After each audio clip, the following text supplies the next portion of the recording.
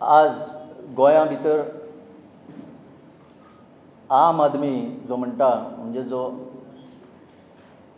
जी जनता आसा ताणें वाजेवन आज हो टायम आयिल्लो आसा की ताणें आपल्या हातान ही सत्ता घेवपाची गरज. लोकां भितर खूब अपेक्षा आसल्यो.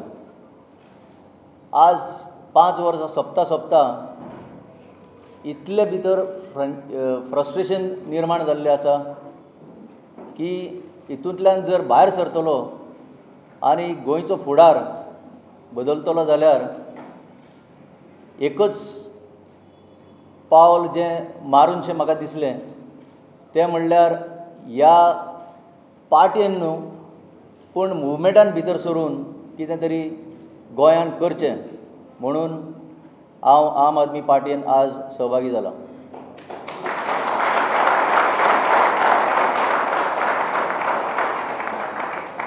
म्हजे मुखार एल्विसाक कुंकळेकारांनी येवकार दिलो. दोतोर ऑस्कर रिबेलो न्हयकार दिले उपरांत आपाचो मुख्यमंत्री पदाचो उमेदवार म्हूण एल्विसाच्या नांवाची चर्चा चल्ल्या. सिसोदिया म्हणटा ते मागीर थारतले. जब पार्टी तय करेगी, गोवा में लोग तय करेंगे और गोवा के लोग तय करेंगे, तो सीएम कैंडिडेट का भी बाकायदा प्रेस कॉन्फ्रेंस में बताएंगे आपको कौन सीएम.